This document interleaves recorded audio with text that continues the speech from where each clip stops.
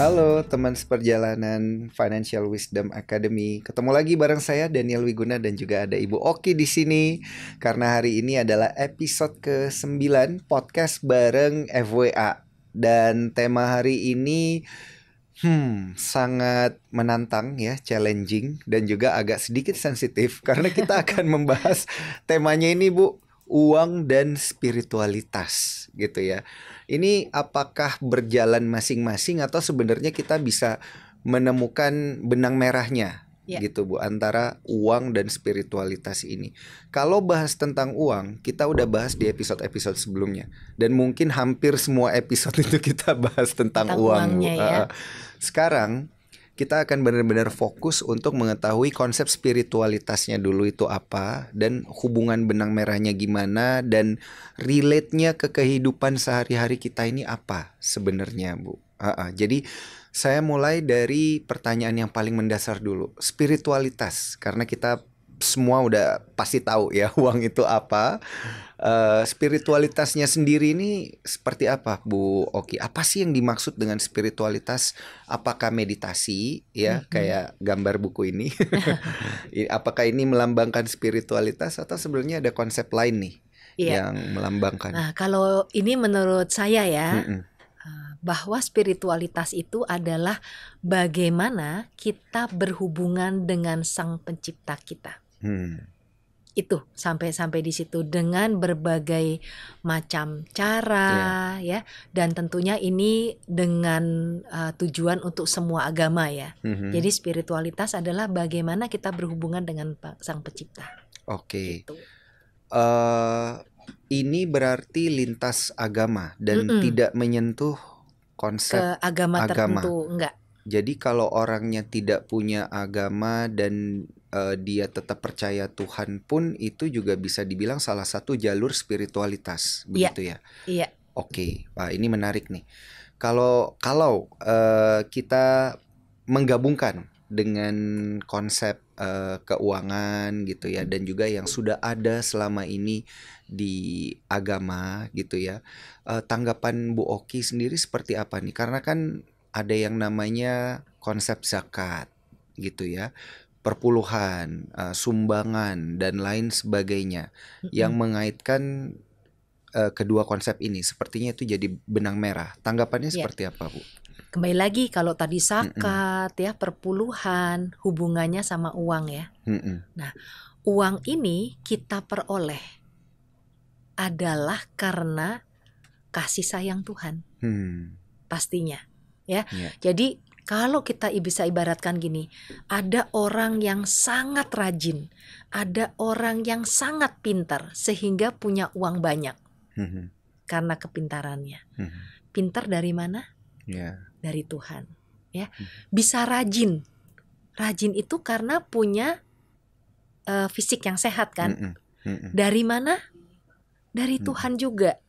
Walaupun kita juga menyadari ada hal yang harus kita lakukan untuk sehat itu.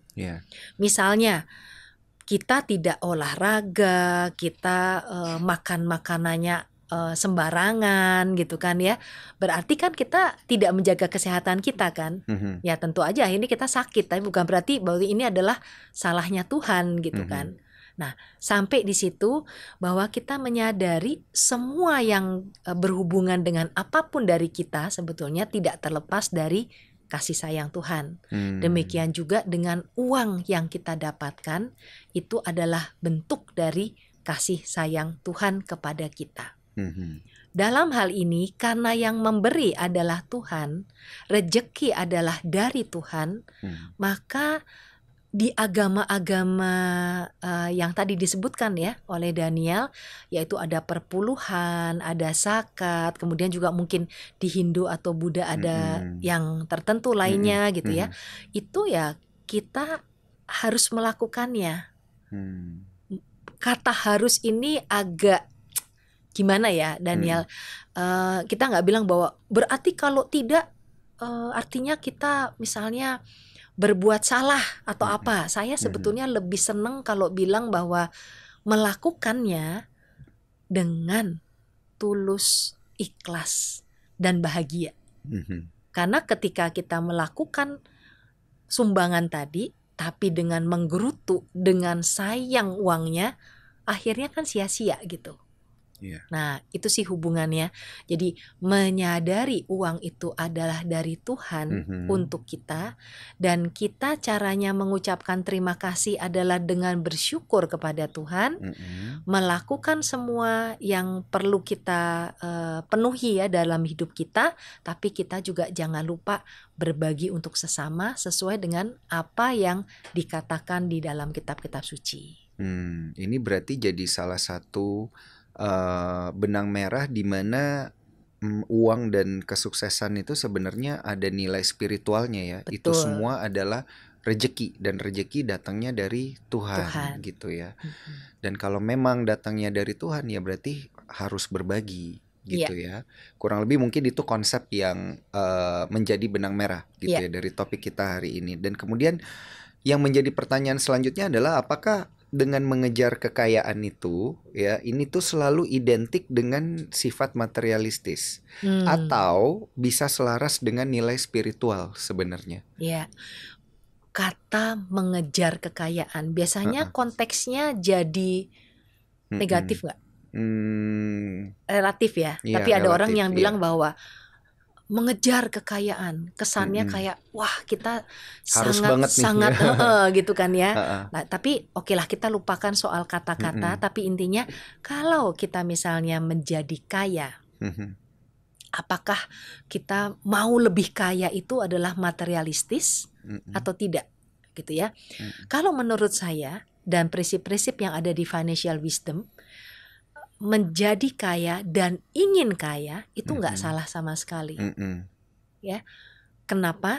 Karena orang bisa menjadi kaya itu juga sebagai kalau dapat uangnya yaitu anugerah dari itu adalah rezeki. Tuhan. Iya. Yang penting adalah ketika kita menjadi kaya, bagaimana kita mensyukurinya, bagaimana kita memaknai uang ini ketika menjadi milik kita, dan bagaimana ketika uang ini ada di milik kita, kita kemudian juga ingat kepada sesama. Ya tentu saja yang paling dekat adalah keluarga kita ya, karena kita juga pengen sih punya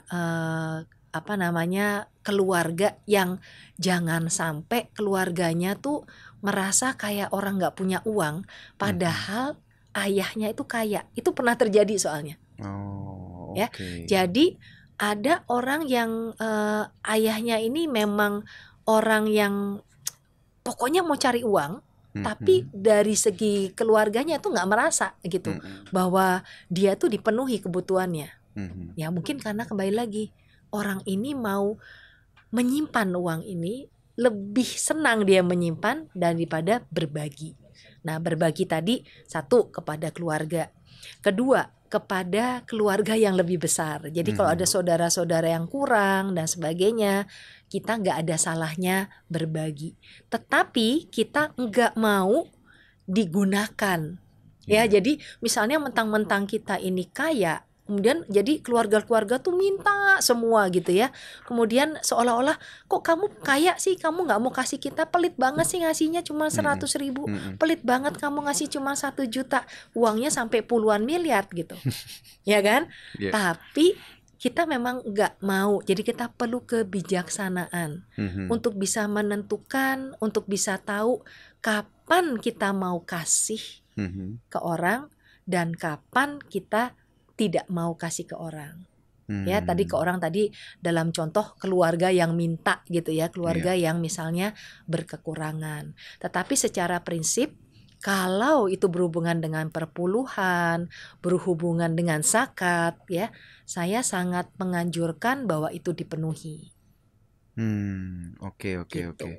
Nah, ini berkaitan juga nih dengan yang dijelaskan oleh Bu Oki, karena kan kita tahu banyak orang yang jadinya kadang ngerasa bersalah gitu atau merasa takut ketika ingin memiliki lebih banyak uang gitu. Nah, ini sebenarnya gimana cara mengelola pikiran tadi ya? Iya, guilty kan kadang orang ada yang di guilt trip ya, dibikin merasa bersalah gara-gara lu terlalu kejar duniawi lu kayak gitu misalnya. Padahal kan sebenarnya ini ada konsep khususnya gitu. Nah, ini gimana cara mengelola hal itu? Satu, kita jangan dengerin orang ngomong apa, tapi kita jujur sama diri sendiri. Sebetulnya kita ini mengejar, tadi kata orang mengejar uang lo gitu ya. Bener terlalu nggak? Duniawi gitu. Bener nggak kita mengejar uang atau kita sebetulnya sedang memikirkan masa depan? Orang kadang-kadang karena tidak pernah belajar literasi keuangan, dia nggak bisa menghitung tadi ya, yang di episode keberapa kita ngomong soal pensiun, ya kan? Bahwa episode kelima, kita akan hidup setelah pensiun, masih banyak loh waktunya, karena kita nggak pernah tahu umur kita berapa. Kalau kita udah tahu aja enak ya, tapi kalau kita nggak tahu ternyata dikasih umur panjang gimana? Umur hampir 80 tahun, 85 tahun, ya kan? Nah, jadi kata-kata yang tadi itu yang bisa menjawab adalah diri kita sendiri. Kita harus bisa dan punya ketegasan untuk naruh, oke, orang bisa ngomong apa aja, saya melakukan ini karena saya tahu bahwa saya harus melakukan untuk masa depan saya. Saya melakukan ini karena saya tahu abis ini yang saya mau lakukan adalah saya memberikan lebih, misalnya kepada panti asuhan misalnya, atau kepada keluarga kita yang kekurangan dan sebagainya. Jadi kalau buat saya, ketika kita dijudge gitu ya, jangan buru-buru mengiyakan, jangan buru-buru kita down, tapi kita harus tanya sama diri kita sendiri. Ya, dan kalau kita tahu tujuannya jelas, abaikan orang lain mau ngomong apa. Gitu sih. Kadang-kadang orang itu ngomong gitu juga karena ngiri loh. Betul. Ya, karena ngiri, kok kamu kayaknya bisa dapat uang terus sih. Terus kita bilang, lu terlalu duniawi lu gitu. Kayak jadi, gitu. Ya ini berarti balik lagi harus jujur dengan diri sendiri ya, jawabannya. Dan kemudian, nah ini saya mau kaitkan dengan rasa syukur, Bu Oki dan juga teman-teman dari penonton yang menyaksikan dan mendengarkan gitu ya. Ini pastikan pernah berada dalam kondisi ini, dimana kita semua tuh berpikir apakah benar nggak sih Bu Oki, rasa syukur itu bisa memperlancar aliran rezeki, alias ya kita jadi makin sukses mungkin ya, dan hidupnya jadi lebih baik gitu. Nah ini penjelasan secara spiritualnya seperti apa? Kalau secara spiritual pasti dia sangat berkaitan ya. Orang kalau yang ngerti spiritual berarti dia mengetahui bahwa rezeki itu dari Tuhan. Ya, rezeki tadi bisa berupa uang, harta, ataupun apapun yang lain kan. Karena ini rezeki dari Tuhan, maka kita dalam setiap hal yang kita terima dari Tuhan perlu bersyukur. Sama seperti ketika kita bangun pagi, kita masih sehat, kita masih bisa berdiri, masih bisa bernafas, kita bersyukur. Ya. Jadi kalau buat saya, bersyukur kenapa kok kaitannya dengan bisa mendapatkan uang lebih banyak? Karena energi positif yang kita pancarkan dalam diri kita. Orang yang bersyukur biasanya penuh dengan senyum, ya kan? Orang yang bersyukur energinya enak untuk diajak ngomong. Orang yang bersyukur dia bisa memandang dunia dengan lebih luas. Ya, karena orang yang tidak bersyukur dia cuman saya saya kok menderita, saya kok jadi orang seperti ini, jadi menjadi sempit. Tapi kalau orang bersyukur, happy aja gitu ngelihat sekitar. Nah disitulah rezeki akan muncul. Alam semesta akan lihat bahwa wow, ini orang kayaknya happy terus nih, ya happy dengan mencari peluang. Jadi alam semesta akan mau membantu kamu untuk menemukan rezekinya lebih banyak lagi. Nah seperti itu sih kalau buat saya ngelihatnya. Ya. Tapi what if? Ini kita berandai-andai ya Bu Oki. ada orang yang ngerasa dia udah bersyukur gitu ya dengan apa yang dia sudah kerjakan, tapi kehidupannya ya gitu-gitu aja gitu. Masih gitu-gitu aja ya. Iya, kayak kalau di saham tuh bilangnya sideways, nyamping, iya Iya. Nah, kondisinya. sebetulnya kalau orang yang percaya reinkarnasi ya, Mhm. jadi ada beberapa aliran kan yang percaya reinkarnasi. Reinkarnasi itu apa sih? Ketika orang hidup seperti sekarang, meninggal, hidup lagi, meninggal, hidup lagi. Atau kalau kita sekarang hidup, dulu pernah meninggal, pernah hidup, pernah meninggal, pernah hidup lagi. Itu reinkarnasi. Di situ ada yang namanya karma. Jadi ada beberapa orang yang ternyata sudah sangat, rasanya sudah sangat bersyukur, tetapi masih ada di sampai yang kekurangan, gitu ya. Tapi dalam hal ini kalau ditanya kenapa ya kok dia nggak sampai dapetin yang cukup gitu ya, itu mungkin ada karmanya, gitu. Kalau ini menurut saya ya, yang percaya dengan reinkarnasi. Tapi kalau untuk orang-orang yang tidak percaya reinkarnasi, kita akan bilang bahwa ya sudah, hidup ini ya hidup ini, Tuhan pasti tahu yang terbaik. Kenapa kok orang ini dapat rezekinya cuma segitu? Tuhan tahu yang terbaik, manusia tidak tahu. Nah itu jawabannya. Gitu. Karena pada dasarnya saya juga ngelihat ada orang-orang yang masih kekurangan dia, walaupun dia masih bersyukur, tapi bedanya Daniel adalah dari cara dia menghadapinya. Ya, dari cara menghadapinya yang tidak menggerutu terus, enggak kemudian depresi, enggak kemudian bunuh diri, ya, tapi dia bisa menghadapinya dengan hati lapang. Itu sih kalau saya lihat. Iya, maka hidupnya nanti bisa jadi lebih tenang gitu ya. Dan juga bisa menerima kondisi keuangannya gimana gitu ya, dengan spiritualitas yang lebih baik. Yang lebih baik. Karena kalau enggak gini, misalnya ya ada orang yang tadi nggak cukup gitu ya. Yang satu menggerutu. Hidupnya gimana? Kan nggak enak kan? Apakah dengan menggerutu hidupnya lebih baik? Enggak juga gitu kan. Yang satu lagi hidup kekurangan tapi dia tidak menggerutu. Ya bersyukur ajalah, terima ajalah. Tapi tetap ya berusaha yang terbaik tetap loh. Ya. Nah, di sini bedanya bahwa seseorang yang bersyukur dan seseorang yang menggerutu menghadapi keadaan yang sama persis, tapi cara memandangnya berbeda.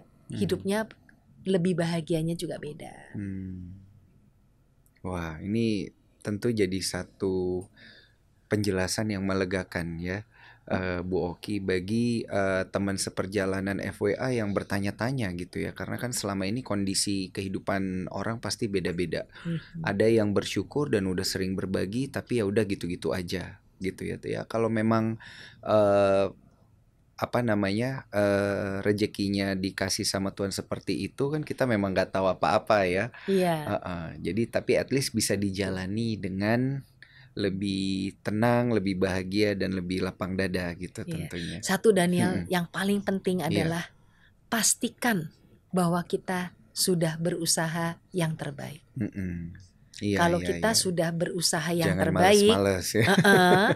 Jadi termasuk ya jangan males, termasuk menambah ilmu, ya kan, termasuk sering pergi ketemu teman sehingga mencari relasi. Kalau semuanya sudah kita lakukan, maka berapapun yang hasil yang kita terima, ya udah sadari bahwa itu rezeki segitu dari Tuhan. Oke.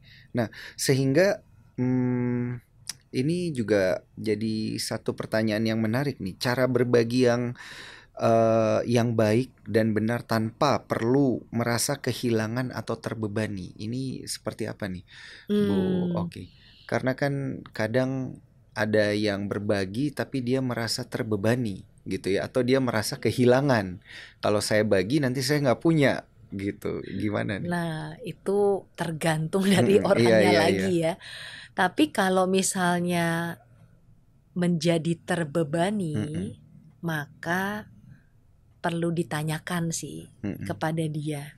Kamu memaknai uang itu sebagai apa, dan kamu memaknai berbagi ke keluarga atau ke orang-orang lain itu sebagai apa. Kalau dia bisa menjawab, hal ini akan akhirnya dapat terkorek ya. Oh, kenapa sih kok saya jadi beban gitu loh, lewat pertanyaan itu. Dan sedapat mungkin ya hal itu diselesaikan sih. Bisa lewat pengarahan-pengarahan ya, bisa juga lewat coaching lagi, supaya orang itu dapat terberdaya pikirannya, mengerti bahwa berbagi adalah salah satu bentuk bagi kita untuk juga kepatuhan kita kepada Tuhan. Ya, salah satu yang diajarkan kan di kitab suci masing-masing. Dan kalau kita mau menyenangkan Tuhan ya kita juga berbagi gitu. Oke. Jadi sebenarnya ini satu hal yang perlu dilakukan juga ya untuk mendapatkan ketenangan. Kadang memang justru harus berbagi gitu ya, bukan untuk nge-keep itu ya. Ketika dibagi justru kok jadi berasanya lebih tenang gitu ya. Karena energy of money itu adalah biarkan kita dapat mengalir ke kita, kita dapat mengalirkan itu juga ke orang lain, dan kembali lagi ke kita, ke orang lain, ke kita, ke orang lain. Kalau energinya cuma dapat di kita tahan, ya, kemudian hanya untuk kita, itu coba deh orang-orang tuh kadang-kadang saya juga suruh coba bahwa kalau kita berbagi tuh malah kita lebih bahagia loh. Gitu, malah kita lagi plong gitu. Apakah dengan cara ini juga orang-orang itu bisa jadi mendapatkan rezeki dan peluang lebih baik gitu? Justru gara-gara berbagi gitu ya, inilah yang membuat kita menarik rezeki lebih besar dan peluang lebih baik gitu. Iya, kalau saya meyakini itu ya. Kalau saya meyakini itu. Dengan kita bisa berbagi kepada orang, kita akan bisa mendapatkan yang lebih, tetapi tidak boleh sambil berbagi sambil saya mau dapetin lebih gitu. Ya itu kan jadi stres ya. Oh saya mau bagi nanti kan saya akan dapat lebih gitu kan. Nah itu juga kalau bisa. Jadi ngarepnya ngarep gitu ya. Pamrih ya kita bilang. Jadi pamrih kan kita katanya kepada sesama kan nggak boleh pamrih ya. Apalagi ini berbagi juga sesama dan untuk Tuhan kan. Ya jadi jangan pamrih dong. Kalau ke sesama aja nggak pamrih, apalagi untuk Tuhan. Oke. Kemudian kalau kita lihat juga dari sisi yang berbeda gitu, apakah ada sebenarnya praktik-praktik lain yang berhubungan dengan spiritualitas gitu ya, yang kemudian ini juga bisa membantu untuk menjadi selaras dengan dengan pekerjaan dan juga rezeki kita gitu, selain berbagi gitu kan. Dari tadi kita ngomongnya kalau kita punya ya kita berbagi gitu. Nah ini ada praktik-praktik lain nggak gitu? Karena dalam hal uang ya? Iya, dalam hal uang. Ada orang yang nggak punya uang banyak gitu, tapi dia juga menyadari ini dia harus berbagi gitu jadinya. Bahwa dia berpikir bahwa dia harus berbagi gitu. Nah ini apakah kalau dia tidak bisa berbagi uang misalnya gimana nih? Nah ya tadi pertanyaan Daniel bagus. Jadi berbagi ini kan gak harus uang. Berbagi ini bisa waktu, bisa pengetahuan, ya kan? Makanya juga ada yang saya sering dengar adalah sebaik-baiknya manusia adalah orang yang mau berbagi kepada sesamanya. Dalam hal ini gak harus uang, tetapi juga bisa pengetahuan, bisa waktu, dan bisa hal-hal lain dari diri kita yang kita bisa berikan kepada orang lain. Gitu. Oke. Dan itu juga sebenarnya bisa berdampak sama ya. Jadi kita nggak harus selalu berbagi nggak harus berbagi gitu uang ya. Tapi kalau dari segi uangnya sendiri kan kalau kita punya why not? Tapi kalau kita nggak punya bisa kok berbagi dalam bentuk yang lain gitu. Nah Kalau cara, nah ini kita udah masuk ke praktik sehari-harinya. Ada nggak sih cara untuk membangun hubungan yang sehat antara uang, karir, dan juga kehidupan spiritual gitu? Hubungan yang sehat ya. Mm-mm. Nah, kalau saya sih gini, mulai dari awal Mhm. ketika kita bekerja, mencari uang, biarkan kita bekerja sebagai ibadah Mhm. kepada Tuhan. Mhm. Jadi ketika kita bekerja, kita happy. Ketika Mhm. kita mendapatkan uang, kita juga happy. Setelah mendapatkan uang, kita dengan tetap happy, memenuhi kebutuhan sendiri, memenuhi kebutuhan keluarga, dan membantu ke sesama yang sebisanya kita. Jadi setulusnya kita gitu ya. Walaupun dalam hal ini tetap ada kan dari agama panduan-panduannya, dan kita sangat dianjurkan untuk bisa memenuhi itu. Nah, sehabis itu ya biarkan uang itu mengalir. Jangan itu sebagai tujuan hidup itu uang gitu. Iya. Tujuan hidup itu adalah membahagiakan diri sendiri dan membahagiakan orang banyak. Jadi tujuannya jangan sampai ke uangnya. Uang itu kan cuma sebagai alat ya. Nah, ini yang orang sering lupa. Jadi tujuannya malah uang. Padahal tujuannya itu adalah sebetulnya ke arah kebahagiaan. Oke. Dan satu pertanyaan terakhir nih, mau dikaitkan dengan financial wisdom and emotional intelligence juga. Bagaimana cara Financial Wisdom Academy ini kemudian mengajarkan gitu ya, melatih teman-teman seperjalanan kita ini nantinya untuk bisa menemukan balance in between-nya ini gimana, Bu? Antara kondisi keuangan dan juga spiritualitas gitu. Kalau itu dibahasnya di financial retreat. Jadi ini kurikulum financial retreat ya. Kita ada sempat bahas ya di episode financial sebelumnya. Retreat gitu. Jadi bagaimana akhirnya kita bertanya nih kembali lagi, lebih ke refleksi diri ya. Selama ini kamu menggunakan uangmu seperti apa? Gitu pertanyaannya. Apakah kamu menggunakan uangmu dengan happy, untuk diri kamu sendiri, untuk keluarga, untuk sesama, ataukah kamu merasa bahwa uang itu menjadi beban kamu? Uang itu malahan adalah sesuatu yang harus kamu, karena takut ya kehilangan uang gitu kan, yang harus kamu kekepin sendiri gitu. Nah, itu nanti ada pertanyaan-pertanyaannya, tujuannya supaya orang itu ingat, oh iya ya, kalau saya tidak menyimpan uang untuk saya sendiri, tapi ingat bahwa Tuhan ada di balik semuanya ini, maka harusnya akan lebih mulia, akan lebih bermakna hidupnya. Maka kurikulum ini nanti akan didapatkan di financial retreat ya. Penjelasan lebih detail dan juga mendalam akan ada di sana. Tapi kalau penjelasan tipis-tipisnya ada nggak di buku ini, Bu? Financial retreat sedikit. Belum sih. Belum. Berkaitan dengan uang dan spiritualitas. Kalau spiritualitas ada di bab terakhir. Gitu ya. Jadi memang secara praktiknya nanti join langsung aja ya ke financial retreat, dan informasinya tentu nanti akan ada di Instagramnya financialwisdomacademy.aca.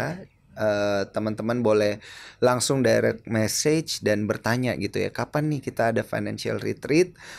Detailnya nanti akan melalui Instagram. Tapi kalau teman-teman punya komentar dan pertanyaan menarik, jangan lupa ditaruh di kolom komentar kita gitu ya. Akan kita bahas apabila ada komentar-komentar dan pertanyaan menarik. Dan sudah 30 menit kita discuss berkaitan dengan uang dan spiritualitas. Happy banget, moga-moga ini bisa jadi guidance bagi para teman seperjalanan dari FWA. Akhir kata, saya Daniel Wiguna dan juga Ibu Oki, kita pamit undur diri. Sampai jumpa di episode yang selanjutnya. Bye-bye. Bye.